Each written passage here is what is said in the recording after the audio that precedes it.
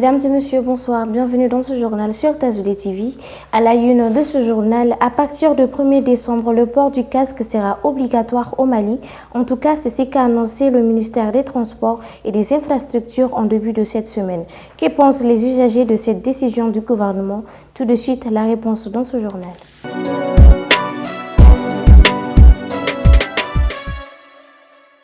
Mesdames et messieurs, bonsoir. Comme annoncé dans les titres, le gouvernement de la transition, à travers les ministres des Transports et des Infrastructures, a annoncé en début de semaine que des contrôles routiers réguliers seront organisés sur le port du casque de protection à partir du 1er décembre prochain. Ce qui laisse dire qu'il sera obligatoire à compter de cette date pour les conducteurs des agents à 2 roues et 3 roues motorisés ainsi que leurs passagers. Que pensent les usagers de la route de cette décision du gouvernement? Quelques réactions dans cet élément d'Issa Amaba et de Oumou Wallet. Le casque a beaucoup d'avantages et si tout le monde s'y met, c'est une bonne idée. Pour le 1er décembre, avec le contrôle, je ne pense pas que tout le monde pourra s'y soumettre, car actuellement, ce n'est pas facile et j'en appelle tous les motocyclistes au port des casques.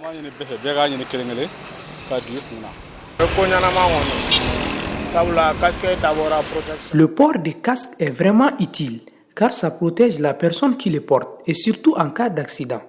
Concernant le contrôle du 1er décembre, les gens n'ont pas les mêmes moyens. S'ils pouvaient commencer le 30 décembre ou voire le 1er janvier, ça serait mieux. Tous les motocyclistes apportent le casque de protection.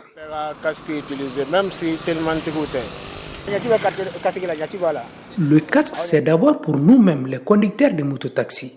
Pour notre propre sécurité, on doit le porter. Mais le problème est que le fait d'avoir deux casques, c'est-à-dire un pour toi-même et un pour le client, dans ce bref délai ne sera pas facile. Sur instruction du ministre chargé de l'Habitat et de l'Office malien de l'Habitat, une mission de la Direction nationale de l'urbanisme et de l'habitat depuis le 23 juin procédait au recensement des logements sociaux et équipements publics du site de Ntabakoro. Sur 10 280 logements sociaux recensés, la mission constate que beaucoup ont changé de vocation et ont décidé de transformer en pharmacie, crèche, boulangerie, Mandersa et autres. Fousseini Mariko, président de la Coalition pour la défense du droit au logement, donne son avis sur les résultats de la mission publiée ce jeudi. Il est au micro de Assetou Keita et de Moussa Samake. Tout d'abord, en tant que représentant d'une association, nous nous réjouissons de ce travail scientifique, car tout le monde sait très bien ce qui se passe à Tabakoro depuis longtemps, mais il nous manquait de tels résultats scientifiques pour pouvoir donner des arguments à ce que nous disons. Nous encourageons les ministres à aller dans ce sens pour que force reste à la loi et que les textes soient respectés en ce qui concerne la gestion des logements sociaux au Mali en général et à Tabakoro en particulier. Car c'est à Tabakoro l'État a le plus gros site dédié aux logements sociaux. Si les textes ne sont pas appliqués à la lettre là-bas, donc il sera difficile pour l'État et les habitants, les bénéficiaires de logements sociaux d'y vivre tranquillement dans ces joyaux que l'État les a offerts. Sont uniquement destinés à y être habités par les bénéficiaires. Donc les cas de transformation de vocation ne sont pas permises.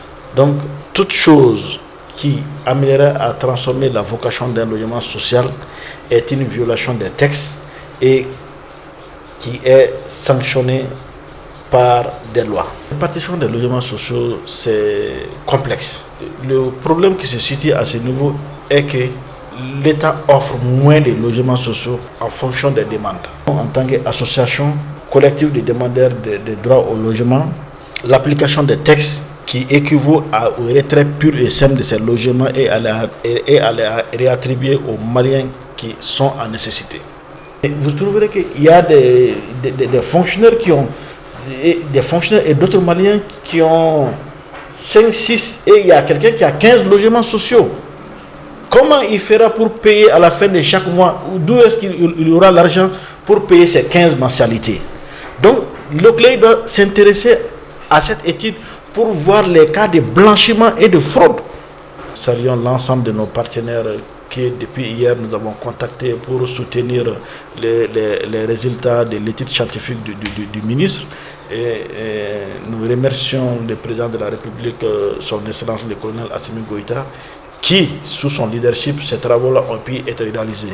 Militarisation de la police nationale et de la protection civile après l'adoption du projet de loi par le Conseil des ministres en sa séance du 20 octobre 2022, le président de la transition, le colonel Assimi Goïta, a promulgué ce jeudi 28 octobre 2022 la loi portant militarisation de la police nationale et de la protection civile. Le besoin d'enseignants se fait sentir dans presque toutes les régions du Mali. Beaucoup d'écoles fondamentales dans les communes rurales et communautaires dans les villages sont en déficit total d'un enseignant par classe. Cette situation impacte négativement le fonctionnement des écoles maliennes dans la région de Koulikoro.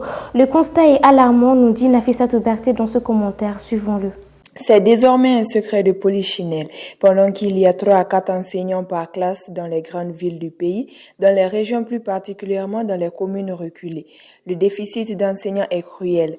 À Koulikou, cette situation est devenue plus qu'alarmante. Dans cette région du pays, certaines écoles sont fermées faute d'enseignants et d'autres n'ont que 3 enseignants pour 6 classes. Pire, les enseignants affirment ne disposant aucun document pour les élèves. Selon certains d'entre eux, le déficit d'enseignants s'explique du fait que le recrutement des enseignants se fait sur 2 ans désormais au lieu de chaque année auparavant, mais aussi des mutations de foule des enseignants avec la violation grave des conditions de mutation vers les villes urbaines. Cette injustice dans la répartition des enseignants dans le pays avait été récemment critiquée par l'ancien Premier ministre Moussa Mara, qui a appelé le ministère de l'Éducation nationale de prendre garde face à la situation. Le directeur de l'enseignement pédagogique de Koulikoro affirme être conscient du problème dans sa zone et l'affronte chaque jour afin de trouver une solution. Je cite, « Il y a des enseignants qui disent être malades et ils ne parviennent plus à aller travailler comme il se doit. Ils proposent d'envoyer ces personnes à la retraite. » Dénonce le DEP.